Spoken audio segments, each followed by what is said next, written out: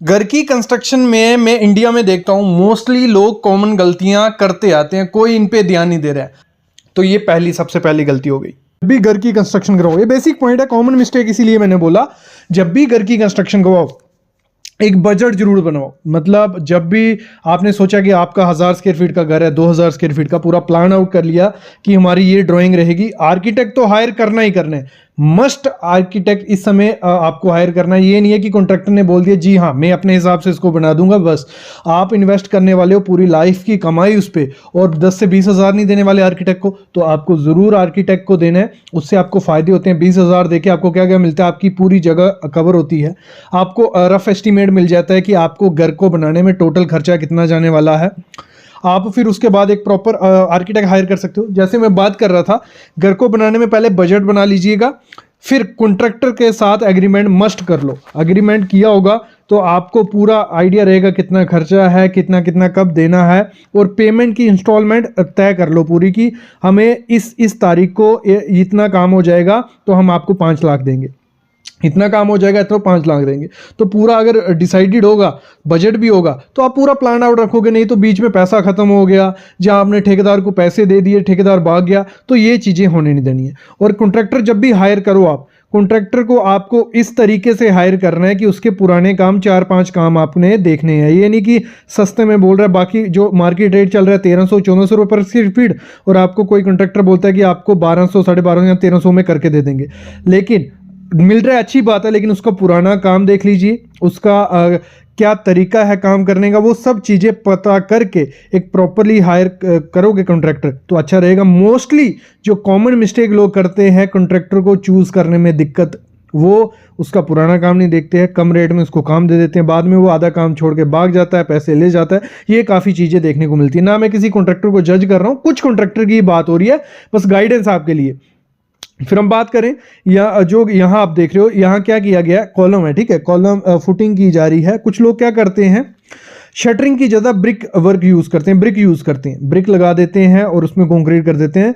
तो इसमें होता क्या है, एक तो मेरे ख्याल में कोई खर्चा इसमें नहीं बच रहा। आपकी जो ब्रिक यूज कर रहे हो वो जब निकालोगे आधी टूट जाएगी, आधी खराब होगी, इसको लेबर साफ करने में लगेगी, वो जो उतना शटरिंग का खर्चा आपको पड़ेगा। दूसरी चीज, इसमें प्रॉपर ना आप वाइब्रेटर चला सकते हो, ना आप प्रॉपर कॉम्पैक्शन कर सकते हो कि भाग नहीं जाए। और होता क्या है, हनीकॉम निकलता है बाद में, और ये मतलब मेरे ख्याल में ये अच्छा प्रोसेस नहीं है। कभी भी आपको कहीं भी शटरिंग कंक्रीट करना है, वहाँ प्रॉपर शटरिंग आपकी होनी चाहिए, और प्रॉपर कॉम्पैक्शन आप करोगे तो कोई दिक्कत नहीं आएगी, एक प्रॉपर स्ट्रेंथ मिलेगी। देखो ये बेस में ही कर दिया, मतलब ये फुटिंग है, और फुटिंग में ही अगर ये काम कर दिया तो ऊपर स्ट्रक्चर बनकर क्या करेगा, स्ट्रक्चर तो प्रॉपर लोड डिस्ट्रीब्यूट कर ही नहीं पाएगा, वो दिक्कत आएगी, ठीक है ना।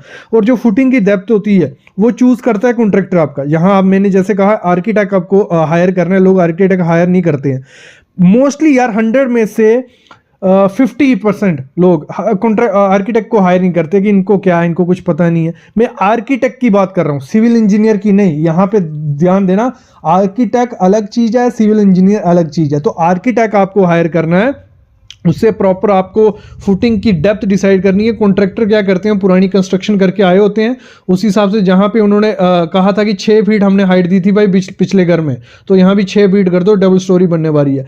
यहाँ सॉइल की कंडीशन अलग होगी, वहाँ सॉइल की कंडीशन अलग होगी, वहाँ स्ट्रक्चर अलग होगा, यहाँ स्ट्रक्चर अलग होगा। उसी पे मत जाओ, ये बहुत बड़ी गलती होती है। वो उसी पे जाते हैं, फिर कॉलम का साइज भी वही दे देते हैं, कॉलम का सरिया वही दे देते हैं, कई जगह 12 का लेंथ यूज कर रहे हैं, कई जगह 16 का। ऐसा कभी नहीं करना, ये बहुत बड़ी गलती होती है। इस गलती को नजरअंदाज मत करो, ये कॉमन मिस्टेक है। इन मिस्टेक को मतलब जो आप पहले ही प्लानिंग कर रहे हो ना, अगर प्लानिंग में ही गलती कर दी, आगे तो गलती होने ही वाली है। अभी थोड़ी मिस्टेक मैं आपको बताता हूँ जो साइड पे होती हैं घर की कंस्ट्रक्शन के दौरान।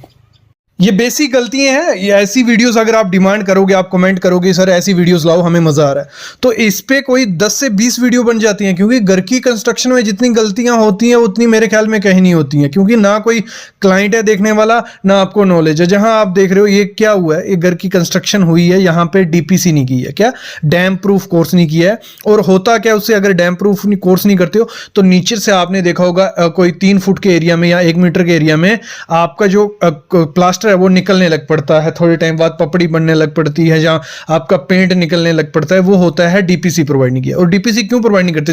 उसमें कुछ ज़्यादा खर्चा नहीं होता है, ना कुछ ज़्यादा टेक्नोलॉजी लगती है, बस नॉलेज नहीं है, ना कॉन्ट्रैक्टर इस चीज़ पे ध्यान देता है, ना आपको नॉलेज होता है। तो होता क्या है, ऐसी गलती हो जाती है। तो आपको जब भी अपने घर की कंस्ट्रक्शन करवानी है तो डैम प्रूफ कोर्स आपको जरूर करवाना है। भले आप कंक्रीट करवाओ, भले बिटुमिन यूज करो, भले कोई केमिकल वाटरप्रूफिंग केमिकल यूज करो, अगर ये सब चीजें यूज करोगे तो आपके नीचे से जो सीपेज होती है पानी की ब्रिक के थ्रू, वो होगी नहीं, ना आपके घर में पपड़ी बनेगी, ना ऐसे प्लास्टर निकलेगा। और एक रीजन और भी होता है प्लास्टर निकलने का, अगर जो प्लास्टर में सिल्ट कंटेंट बहुत ज्यादा है, सिल्ट कंटेंट भी एक लिमिट तक होना चाहिए। जहां प्लास्टर में मिट्टी बहुत ज्यादा है, जहां प्लास्टर जो सीमेंट रेशियो कम है, तो उस कारण से भी हो सकता है। लेकिन आपको ये चीज ध्यान देनी है, ऐसी गलती आपको नहीं होने देनी है। नेक्स्ट यहां आप देख रहे हो ये गलती क्या है, ये हुई है गलती जो प्रॉपर जो सीमेंट रेशियो नहीं होती है, और जब कॉलम को 17 से 20 घंटे पहले आप खोल दो, मतलब शटरिंग दूसरे कॉलम को लगानी है और सर्दियों का मौसम चल रहा है, आप देख रहे हो फॉग पड़ी हुई है, तो मिनिमम आपको 24 से 48 घंटे रखना है यार कॉलम को।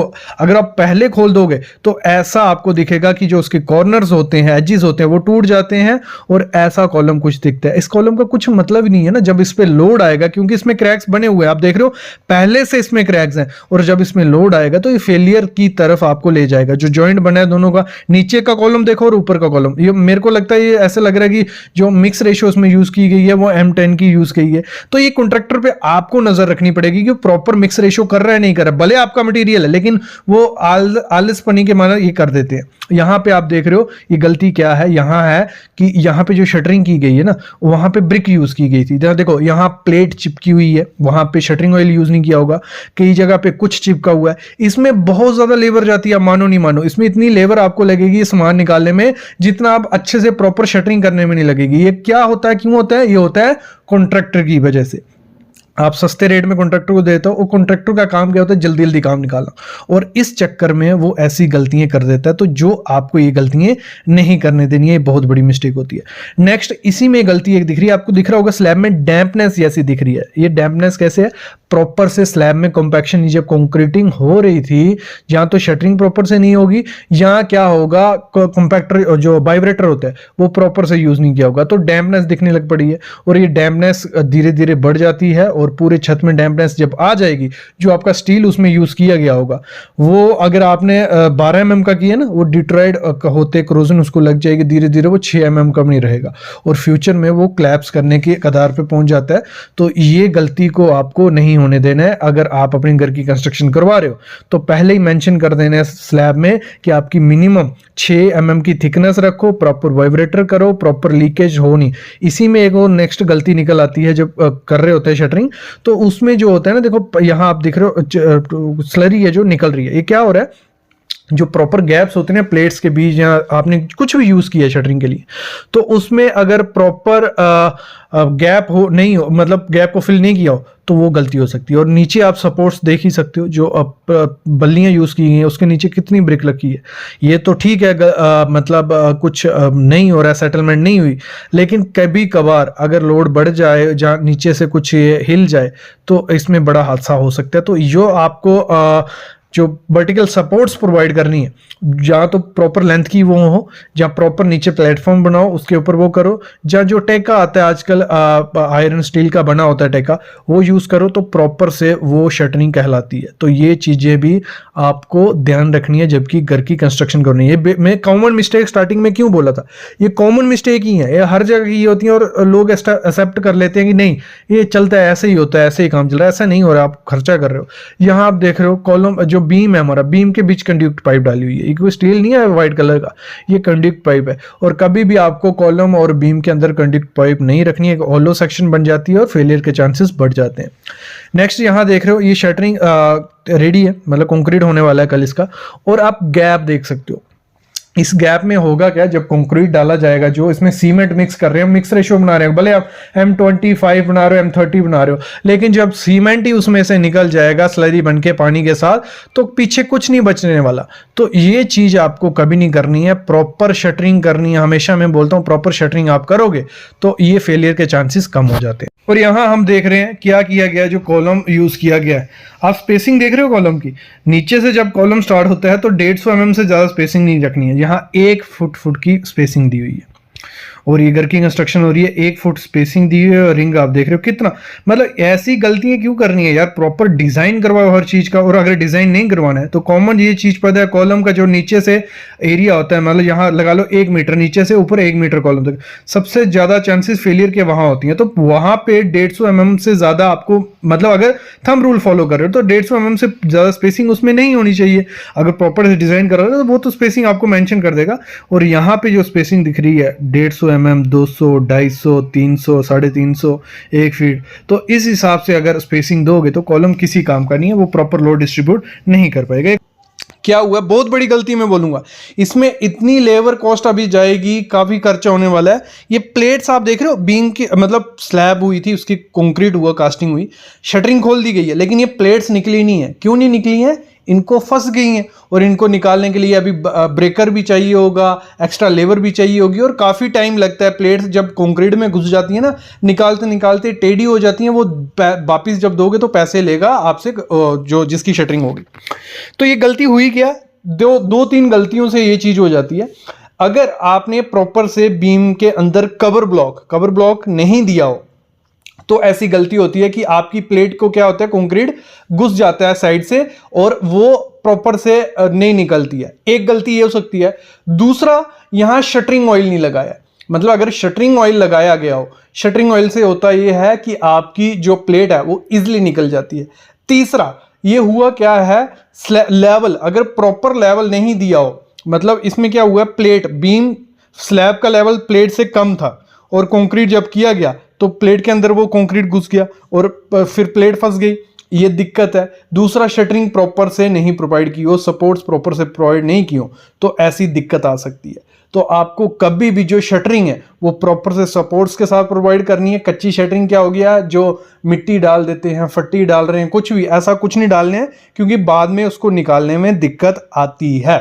सामने आप कंस्ट्रक्शन देख रहे हो, इसको 3 से 4 महीने हुए हैं इस कंस्ट्रक्शन को, और आप सरिया देख रहे हो, इसका डिटोराइड हो गया, मतलब खराब हो गया है, उसको क्रोजन रस्ट लग गई है और वो किसकी, मिट्टी की तरह निकल रहा है। अगर ऐसी ही गलतियां करवानी है अपने घर में तो उसकी लाइफ में, मैं बोलता हूं ना, तो ऐसे तो 40 से 50 साल होती है किसी घर की लाइफ, तो उसकी 10 से 20 साल भी नहीं रहेगी। क्यों, क्या हुआ, क्या यहाँ कवर ब्लॉक नहीं प्रोवाइड किया है। छोटी सी चीज़ है लेकिन बहुत बड़ी गलती हो गई है। अगर आप यहाँ बीम आप देख रहे हो, ये बीम में कवर ब्लॉक नहीं है, हनीकॉम है, और इसका कंक्रीट का प्रोसेस इतना खराब रहा होगा कि ना इसमें वाइब्रेटर किया होगा, ना इसमें कवर ब्लॉक प्रोवाइड किया। और स्पेसिंग आप रिंग की देख रहे हो, अप्रॉक्स 1-1 फुट की स्पेसिंग है और ये 3 स्टोरी बिल्डिंग बनने वाला है, ये पहली स्टोरी है। अगर ऐसी मिस्टेक करोगे तो थोड़े दिन में ही वो घर गिर जाएगा। अगर कवर ब्लॉक प्रोवाइड नहीं करते हो तो होता क्या, मैं आपको दिखाता हूँ। देखो सरिया देख रहे हो, 4 महीने की, सिर्फ 4 महीने हुए इस घर को, तो सरिया बिल्कुल मिट्टी बन गया है और पूरा डिटोराइड हो गया, पूरा खत्म हो गया ये सरिया। और जब ये पूरा खत्म हो जाएगा, कंक्रीट कितने देर तक रुका रहेगा, तो वो एक दिन फेल होगा ही होगा। तो ये मेरे लिए बहुत बड़ी मिस्टेक है और ये मिस्टेक हर कोई कर रहा है, हर लोग इस कंस्ट्रक्शन में मिस्टेक कर रहे हैं। ना बीम में कवर ब्लॉक प्रोवाइड करते हैं, ना कॉलम में, ना स्लैब में। तो ये बहुत बड़ी गलती होती है। आपको बीम और कॉलम में कवर ब्लॉक प्रोवाइड करने ही करने हैं, नहीं तो आप भी इस तरह भुगतोगे 1 साल बाद या 2 साल या 3 साल बाद। क्योंकि क्या होता है, कंक्रीट के बाद पोथी कर दी जाती है, प्लास्टर चढ़ा दिया जाता है और वो आपको इतनी जल्दी दिखेगा नहीं, लेकिन 2 से 3 साल बाद ऐसा ही हाल होगा, अंदर से सरिया सड़ जाएगा और बाई चांस, रब ना करे, अटके आया तो आपका पूरा घर गिर सकता है। तो आपको करना क्या है, मैं आपको बताता हूं। आपको कवर ब्लॉक प्रोवाइड करना है प्रॉपर तरीके से। प्रॉपर तरीके से कैसे कवर ब्लॉक प्रोवाइड करते हैं, जैसे स्लैब में आपको कवर ब्लॉक प्रोवाइड करने ना, इस तरीके से आपका कवर ब्लॉक होना चाहिए। 25 mm, 1 इंच होना ही होना चाहिए। पीवीसी के बाजार से भी मिलते हैं, खुद से भी बना लो। कभी भी पत्थर, ब्रिक या लकड़ी ये मत यूज़ करो। ये लोग यूज़ करते हैं कि पत्थर डाल देंगे, बजरी डाल देंगे, एग्रीगेट डाल देंगे, वो मत करो। मार्केट से लाओ, थोड़ा सा खर्चा जाता है इसमें, कुछ ज़्यादा खर्चा नहीं जाता है। तो आपको 25 mm स्लैब में कवर ब्लॉक देना है। और आपको कॉलम में क्या करना है, कॉलम में आपको 50 mm, 40 से 50 mm आपको कवर ब्लॉक प्रोवाइड करना है। वो भी पीवीसी का लो, जहाँ आप कंक्रीट का बना लो। कंक्रीट का बनाओगे M30 ग्रेड का बनाना, पत्थर और या कुछ मटेरियल मत उसमें डालना, बहुत बड़ी गलती होती है।